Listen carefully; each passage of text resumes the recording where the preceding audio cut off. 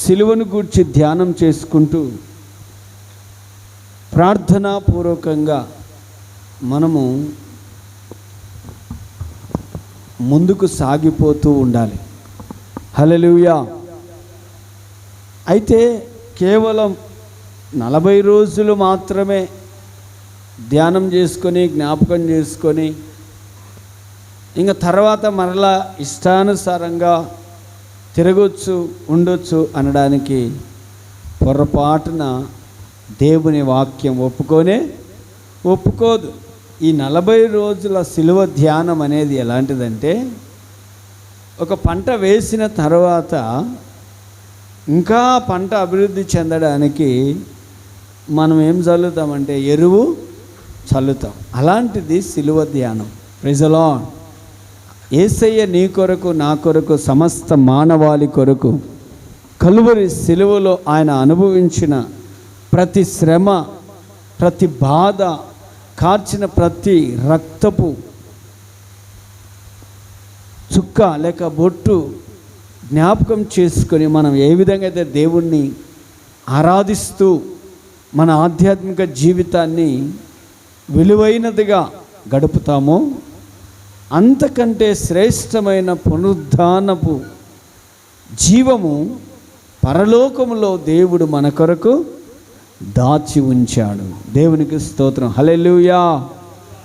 Bible గ్రంథములో 40 రోజులకు ఉన్నటువంటి ఒక ప్రత్యేకమైన వర్తమానాన్ని మనం చూద్దాం. మొట్టమొదటిగా ఆదికాండం 7వ అధ్యాయం 17వ వచనాన్ని చదువుదాం. ఆదికాండము 7:17. ఎవరైనా తీసి చదవండి. ఆదికాండం 7వ అధ్యాయం 17వ వాక్యం చదవండి.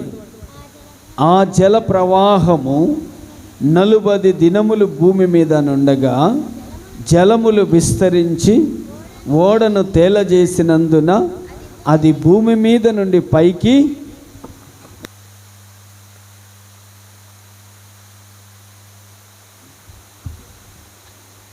తేలజేసినందున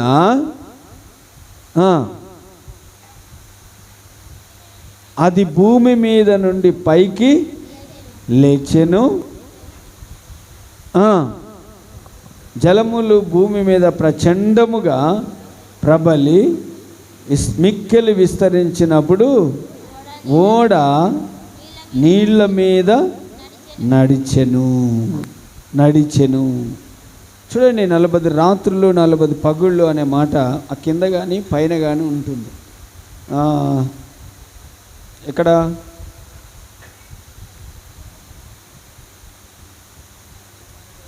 12వ వాక్యం చూడండి.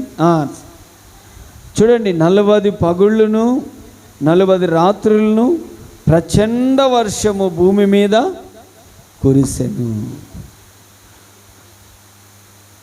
బైబిల్లో మొట్టమొదటి 40 అనే సంఖ్యకు మొట్టమొదటి సందర్భం ఇదే. పాఠం ఏంటంటే, వర్షం లేదు అప్పుడు, కొత్తగా. మరి వర్షం లేకుంటే పంటలు ఎలా పండుతున్నాయంటే భూమిలో నుంచి ఆవిరి, అంత పైనుండేటివి నీళ్లు. మీకు ఈ వాక్యం అర్థం కావాలంటే మీరు ఎప్పుడైనా నా వైపు చూడండి, వినండి.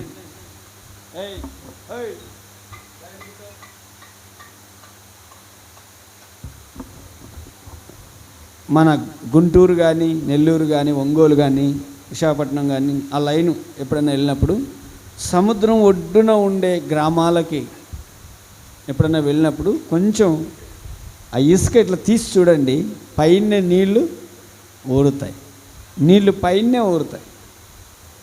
బాపట్లకి వెళ్ళాను ఒకసారి నేను. మా ఫ్రెండ్ ఉన్నాడు. వెళ్తే ఒక ఊర్లో వాళ్ళు ప్రేయర్ పెట్టినారు. నేను వాక్యం చెప్పడానికి పోయినాను. ఆడ వాక్యం చెప్పినది అయిన తర్వాత చేతులు కడుక్కోవడానికి నీళ్లు కావాలి కదా. ఆ ఇంటి ఆమె బిందె తీసుకొని పోయి చిన్న పంపు, చేతి పంపు ఆడ బిందె పెట్టి ఒక 2 సార్లు ఇట్లా అనింది, అంతే. 2-3 సార్లు. అంతలోకి బిందె నిండిపోయింది. ఎందుకంటే ఆ పంపు నిండా నీళ్ళు వచ్చేసాయి. విషయం ఏంటంటే పైనే ఉన్నాయి నీళ్ళు. దేవునికి స్తోత్రం. హల్లెలూయా. చూడండి, అలాగా భూమిలో నుండి నీళ్ళు వచ్చి పంటలు పండేటివి. కానీ ఒక కొత్త సంగతిని దేవుడు నోవహుకు చెప్పాడు. ఏమని? భూమి మీదకి వర్షం రాబోతూ ఉంది, నువ్వు ఓడను తయారు చేసుకో అని చెప్పాడు. అది చెప్పిన తర్వాత చేశాడు, అంత అయ్యింది. అందరూ రెండు జతలు పడవలోకి వెళ్ళినారు, నోవహు పోయినాడు. దేవుడు తాళం వేసేసినాడు కదా, దేవుడు ఏం చేసినాడు? మూసేసినాడు. ఇంకెవరు బయటికి రాలే. లోపల ఉన్నోళ్ళు, బయట ఉన్న వాళ్ళకు మాత్రం ఒక కొత్త సంగతి తెలుస్తుంది. ఏంటంటే పైనుండి వర్షం కురిపించబడుతుంది. చినుకులు ప్రారంభమైనాయి. ఆ తర్వాత మోపైన తుఫాను వచ్చింది. తుఫాను వచ్చిన తర్వాత ప్రజలు ఏం చేశారంటే తప్పించుకోవాలని చెట్లు ఎక్కారు, పుట్టలు ఎక్కారు, కొండలు ఎక్కారు, ఎక్కడెక్కడికో పరిగెత్తారు. కానీ ఎవ్వరు కూడా సేమ్ అలాగే 40 రాత్రులు 40 పగుళ్ళు ప్రచండమైన వర్షం కురిసింది. ఇప్పుడు ఒక వారం రోజులు తుఫాను పట్టుకుంటే చాలండి. ఇప్పుడు మనకు కనుక ఒక వారం రోజులు తుఫాను పట్టుకుంటే, ఇప్పుడున్న ఈ ఎర్రటి ఎండ ఒక వారం రోజులు తుఫాను పట్టుకుంది అనుకోండి, అప్పుడు ఏమవుతుంది చెప్పండి? ఎక్కడ చూసినా బుడదనే, ఎక్కడ చూసినా పచ్చగానే ఉంటాయి. అలాంటిది 40 రాత్రులు 40 పగుళ్ళు ప్రచండమైన వర్షం కురిసేసరికి భూమి మీద అన్ని చెట్లు, కొండలు, పర్వతాలు అన్నీ మునిగిపోయి కేవలం ఒక్క దేవుడు చెప్పిన ఒక పడవ మాత్రమే, చెప్పండి, పడవ మాత్రమే పైకి తేలింది. నీళ్ళు వచ్చాయి చూడండి, నీళ్ళు ఒకటే, కానీ కొందరిని ముంచేసినాయి, కొందరిని పైకి తేల్చేసినాయి. ఆ ఓడనే ప్రభు అయిన యేసుక్రీస్తు వారు. Praise the Lord. రక్షణ ఓడలోనికి ఎవరైతే వస్తారో, యేసయ్యని ఎవరైతే నమ్ముతారో, ఎవరైతే యేసయ్యని విశ్వసిస్తారో, యేసుని ఎవరైతే వెంబడిస్తారో, ఆయన రక్తము చేత, సిలువ రక్తం చేత ఎవరైతే కడగబడతారో, వారు ఒకరోజు నోవహు ఓడ పైకి తేలినట్లుగా తేలి రాబోయే ఉగ్రత నుండి వాళ్ళందరూ తప్పించుకుంటారు. దేవునికి స్తోత్రం కలుగునుగాక. ఇప్పుడు ఎందుకు ఈ సంగతి చెప్తున్నానంటే, అప్పుడు వర్షం కొత్తగా ఉండింది, ఎవరు నమ్మలేదు. వచ్చిన తర్వాత నమ్మి తప్పించుకుందామని చూస్తే ఎవరు తప్పించుకోలేకపోయారు. ఇప్పుడు యేసు ప్రభు ఏదో ఒక రోజు భూమి మీదకి రాబోతూ ఉన్నాడు. ఆయన వచ్చినప్పుడు అప్పుడు తప్పించుకోవాలని ప్రయత్నం చేస్తే అప్పుడు కాపాడేవారు ఎవరు ఉండరు. అందుకనే పాట కూడా ఉంది, అదే అదే ఆ రోజు యేసయ్య ఉగ్రత రోజు, ఏడేళ్ళ శ్రమల రోజు, పాపులంతా ఏడుస్తారండి. ఎంత పాపులు! ఈయన తెల్ల పాపులు, నల్ల పాపులు 2 రకాలు ఉంటారు. నల్ల పాపులు బయట ఉంటే, తెల్ల పాపులు లోపలనే ఉంటారు. లోపలే ఉంటారు. ఆదివారం మాత్రం బాగానే వస్తారు, మళ్ళీ ఇంట్లో పోయి నాటకం ఆడతారు, బూడకం ఆడతారు, ఇష్టం వచ్చినట్టు ప్రవర్తిస్తారు.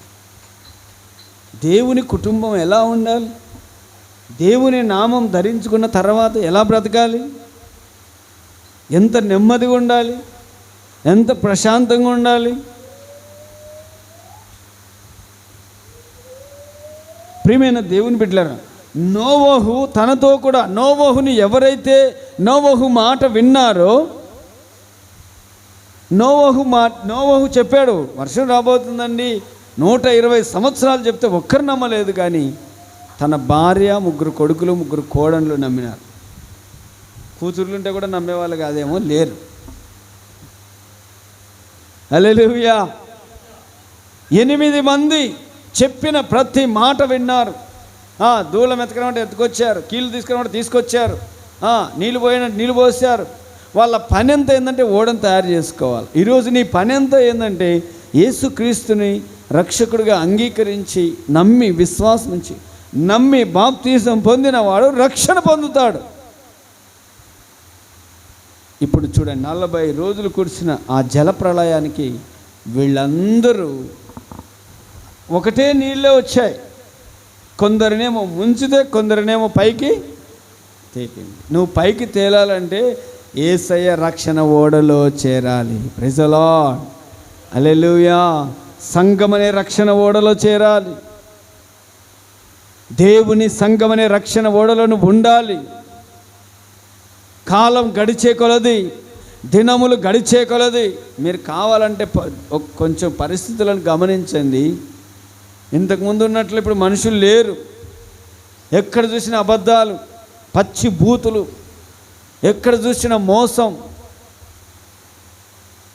సెల్ ఫోన్లు వచ్చినాక మరీ ఎక్కువైంది.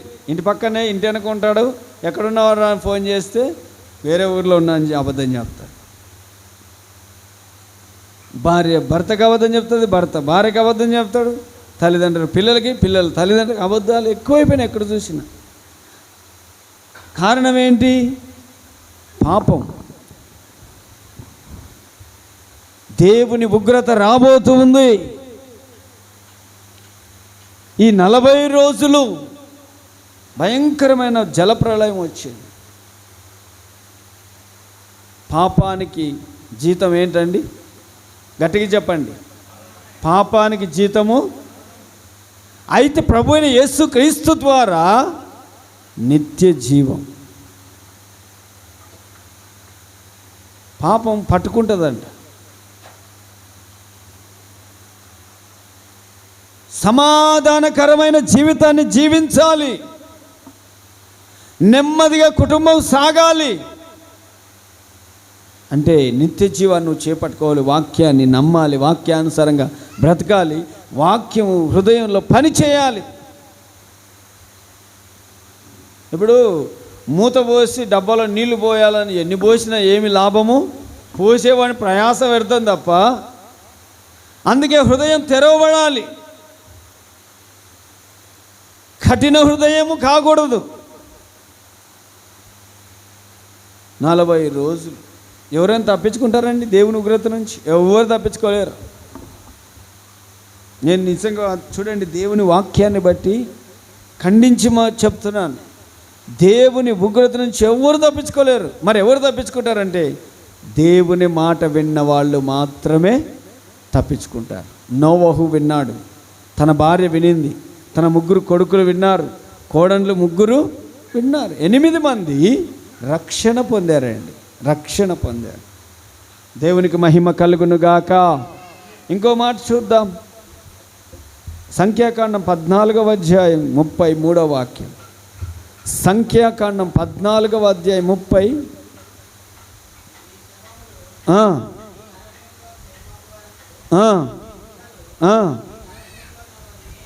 ఈ అరణ్యములో 40 ఏండ్లు తిరుగులాడుచు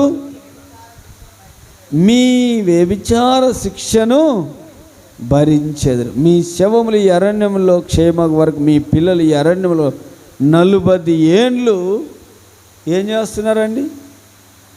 40 ఏండ్లు. నా వైపు చూడండి. ఐగుప్తు నుంచి ఇజ్రాయెల్ దేశానికి వెళ్ళడానికి 40 రోజులు. ఆ రోజుల్లో నడుచుకుంటూ వెళ్తే ఇప్పుడు 4 గంటలు విమానంలో. 40 రోజులు పట్టే ప్రయాణాన్ని దేవుడు 40 సంవత్సరాలు అక్కడక్కడే తిప్పాడు. అక్కడక్కడే. కారణం ఏంటి తెలుసా? కరెంట్ ఉంది అక్కడ, పట్టుకో. 40 days 40 years 40 ఏండ్లు ఎందుకు తిప్పాల్సి వచ్చిందంటే లోబడలేదు వాళ్ళు. చెప్పండి, ఏం చేయలేదు? దేవునికి లోబడలేదు. అసలు వాక్యానికి చోటే ఇవ్వలేదు, ధర్మశాస్త్రం అనుసరించలేదు, నాయకుల మీద తిరగబడినారు. ఏది? దోసకాయలు ఉల్లిపాయల కోసం. మన్నా ఇచ్చి పోషిస్తూ ఉంటే నాయకుల మీద తిరగబడినారు. శనిగారు నీళ్ళ కోసం. వాక్యం అంగీకరించలేదు. బాగా వినండి, ఎవరైతే దేవుని వాక్యాన్ని తృణీకరిస్తారో. సామెతల గ్రంథంలో ఒక మాట చాలా చక్కగా ఉంటుందండి. ఏమని ఉంటుందంటే, నన్ను ద్వేషించువారు మరణమును స్నేహించుదురు అనే వాక్యము నేను చాలాసార్లు చదివానండి. కుదరడా సామెతల గ్రంథము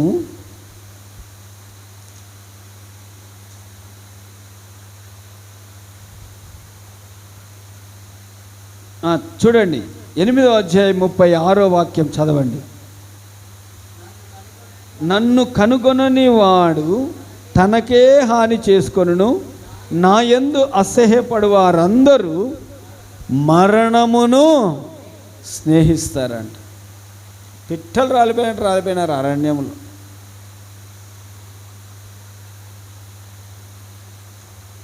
కారణం ఏమిటి? వాక్యము అంగీకరించడానికి ఇష్టము లేదు. కారణం ఏమిటి?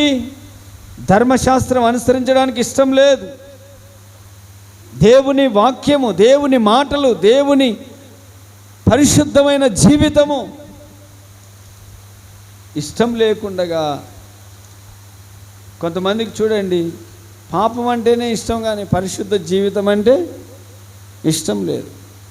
పాపము ఏ కోణంలో, ఏ రీతిలో, ఏ కోణంలో చేసినా పాపమేనండి.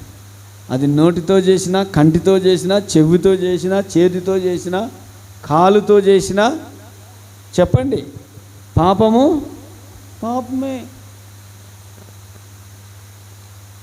ప్రియమైన దేవుని బిడ్డలారా, అందుకోసమే దేవుడు చెప్తున్నాడు, 40 సంవత్సరాలు వాళ్ళని ఎందుకు తిప్పాల్సి వచ్చిందంటే వాళ్ళు లోబడలేదు. లేకుంటే కనాను దేశానికి వెళ్ళి వాళ్ళు పాలు తేనెలు ప్రవహించే దేశంలో వాళ్ళు ఏం చేయాలి? చాలా సుఖముగా సౌఖ్యంగా జీవించాలి. పాలు తేనెలు ప్రవహించే దేశం అది, లోయలు నీళ్ల ఊటలు కలిగిన దేశం అది.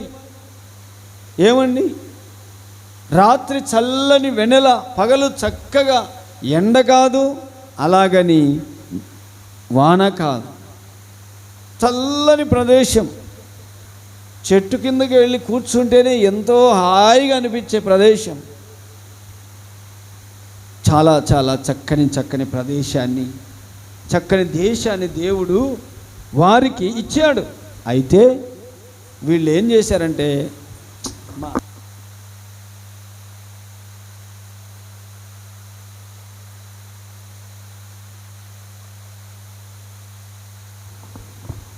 దేవుడు వాళ్ళని ఎంతగా ప్రేమించాడంటే, కష్టపడకుండానే దేవుడు వారికి పాలు తేనెలు ప్రవహించే దేశాన్ని ఇచ్చాడండి.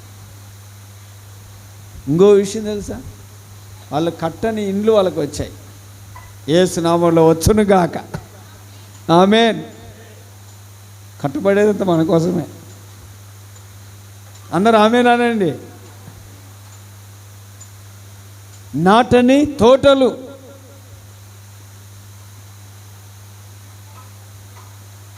వాళ్ళ నాటలు వేరే వాళ్ళు నాటిన, కాపు కాసే టయానికి దేవుడు తీసుకొచ్చి వాళ్ళని పెట్టినాడు అక్కడ. అంతే. దేవునికి స్తోత్రం. హల్లెలూయా. యెహోవా ఆశీర్వాదం అలాగే ఉంటుందండి. ప్రియమైన దేవుని బిడ్డలారా, గమనించండి, మనం ఇక్కడ 40 సంవత్సరాలు దేవుడు వాళ్ళని ఎందుకు తిప్పాల్సి వచ్చిందంటే వాళ్ళు లోబడలేదు.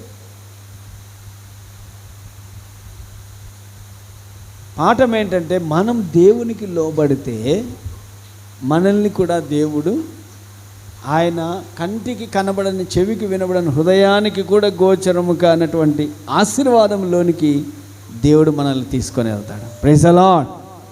నిన్ను కూడా తీసుకొని వెళ్తాడు ఆయన. ఉన్న కాడనే ఉంటే చాలు అనుకోకూడదు. చాలామంది ఏం చేస్తారంటే, ఇంకా ఉన్న కాడనే ఉన్నాం చాలు, ఇంకా తిన్న కాడనే తిన్నాము, ఇంకా పప్పు తిన్నాము చాలు, ఇంకా ఆడనే. అర్థమైందా? కానీ మన దేవుడు వాగ్దానం చేసిన దేవుడు, నమ్మదగిన దేవుడు. Praise the Lord. ఆయన అనేక ఆశీర్వాదములకు వారసులుగా మమ్మును మనల్ని అందరూ చేశాడు. అయితే లోపం ఎక్కడంటే, మనం వాక్యానికి లోబడాలి. దేవుని వాక్యానికి, చెప్పండి, లోబడాలి. అంతే.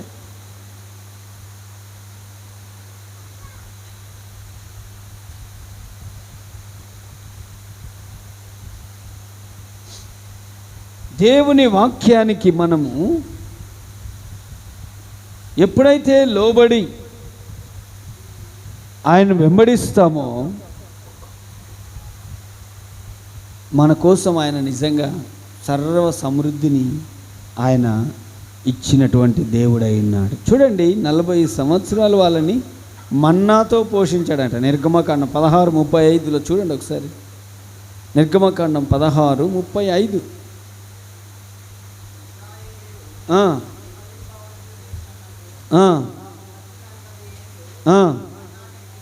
మన్నానే ఎన్నేళ్ళు చెప్పండి, ఎన్ని సంవత్సరాలు? 40 years. ఇంకోటి తెలుసా, వండే పనే లేదు, అంట్లు కడిగే పనే. ఆ కాలంలో శాంతమ్మ ఉంటే బాగుండేది. హల్లెలూయా కదా. మన వాళ్ళు ఇప్పుడు ఉండేవాళ్ళు అందరూ ఉండింటే బాగుండేది అప్పుడు. ఎందుకంటే ఇప్పుడు కడగాలంటే మహా విసుగు. రోజుకి 2 సార్లు 3 సార్లు కడగాలి అంట్లు. అప్పుడు అవసరం లేదు. ప్రతిరోజు ఉదయాన్నే లేచి మన్నాని వారు సమకూర్చుకోవాలి. దేవునికి స్తోత్రం కలుగునుగాక. 40 సంవత్సరాలు దేవుడు వారికి ఆహారం. చూడండి, ఇప్పుడు కూడా చెప్తున్నాను, ఇప్పుడు కూడా నిజంగా మనము వాక్యం అనే మన్నాను వెతికితే నీకు భూ సంబంధమైన ఆహారాన్ని దేవుడు సమృద్ధిగా అయినా కొరత లేకుండా ఇస్తాడు.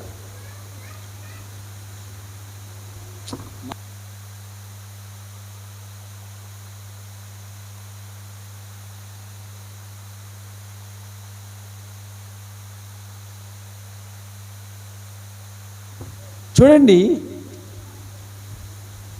40 సంవత్సరాలు వాళ్ళకి చక్కగా భోజనం. ఇంకో మాట చూద్దాం. నిర్గమకాండంలో 24:18 చూడండి ఒకసారి. 24:18. అప్పుడు మోషే ఆ మేఘములో ప్రవేశించి కొండ మీదికి ఎక్కెను. మోషే ఆ కొండ మీద రెయ్యింబగళ్ళు 40 దినాలు. చెప్పండి, రెయ్యింబగళ్ళు ఎన్ని రోజులు ఉన్నాడు? 40 రోజులు ఉన్నాడు. నా వైపు చూడండి. 2 రకాల పాస్టర్స్ ఉంటారు, సేవకులు 2 రకాలు ఉంటారు. ఒకరు మోషే లాంటి వాళ్ళు. ఈ మోషే లాంటి వాళ్ళు ఎట్లా అంటే ఎప్పుడు ధర్మశాస్త్రము, ఆజ్ఞలు, కట్టడలు, నియమాలు ఇవి పాటించండి, దేవుడు మీకు పాలు తేనెలు ప్రవహించే దేశం ఇస్తాడని చెప్తుంటారు. ఇప్పుడు వాక్యం చెప్పే సేవకులు మేమేం చేస్తామంటే, అమ్మ మారు మనసు పొందండి, బాప్తిసం పొందండి, రక్షణ పొందండి, పరిశుద్ధాత్మను పొందండి, మూర్ఖులకి ఈ తరం వారికి వేరే బ్రతకండి, దైవిక స్వస్థతను అనుభవించి, ఇట్లా వాక్యం చెప్తా ఉంటాం. మారు మనసు పొందండి. ఇంకొక రకం ఉంటారు, అహరోను లాంటి వాళ్ళు. మోషే కొండ మీద ఆజ్ఞలు, ధర్మశాస్త్రం తీసుకురావడానికి కొండ మీద దేవునితో 40 రోజులు ఉంటే అహరోను ఏం చేసినాడో తెలుసా? మీ చెవులలో ఉండే బంగారు తీసుకురండి, మెళ్ళల్లో ఉండే బంగారు తీసుకురండి, అన్నీ తీసుకొచ్చి ఏం చేసినారంటే ఒక దూడని చేయండి, ఒక దూడని చేసి ఇదే మీ దేవుడు. ఏంటంట? ఇదే మీ దేవుడు. ఈరోజు అట్లా చేయట్లేదు. ఓ 3 కుర్చీలు పెడతారు, లేకుంటే ఏదో ఒకటి కుర్చీనో చెక్కనో ఏదో ఒకటి పెట్టి దేవుణ్ణి పక్కన పెట్టి ఇంక అదే దేవుడు అన్నట్టు చూపిస్తారు. జాగ్రత్త, మోసపోకుడి, దేవుడు వెక్కిరింపబడడు. దేవునికి స్తోత్రం. హల్లెలూయా. మోసపోవద్దు, వాక్యాన్ని తెలుసుకోండి, నిజమైన వాక్యాన్ని వెంబడించండి, దేవుని రాజ్యం మీ సొంతమవుతుంది. ఇప్పుడు మోషే దేవునితో గడిపి చెప్తున్నాడు, ధర్మశాస్త్రాన్ని పాటించండి, ఆజ్ఞలు పాటించండి, నియమాలు పాటించండి. నా వైపు చూడండి ఒకసారి. నియమాలు పాటించమని ఆ పాళెమంతా ఇశ్రాయేలు ప్రజలకు ప్రకటిస్తే ఒక ఆమె ఏం చేసింది? ఆదివారమే పోయి కట్టెలేరుతుంది. ఏం చేస్తుంది? కట్టెలు ఎందుకు చెప్పండి అమ్మా, కట్టెలు ఎందుకండి? వంట ఎందుకు అంటే కడుపే వారి దేవుడు. బైబిల్ రాసింది వారి కడుపే వారి దేవుడు అంట. మనం అలా కాదు, మనకి జీవము కలిగిన దేవుడు ఉన్నాడు. ప్రైజ్ ది లార్డ్, హల్లెలూయా. అట్లాగని తినొద్దని కాదు నా అభిప్రాయం. ముందు దేవుడు, తర్వాత మిగతా. ప్రియమైన దేవుని బిడ్డలారా, ఇలాగ మనం చూస్తే చాలా విషయాలు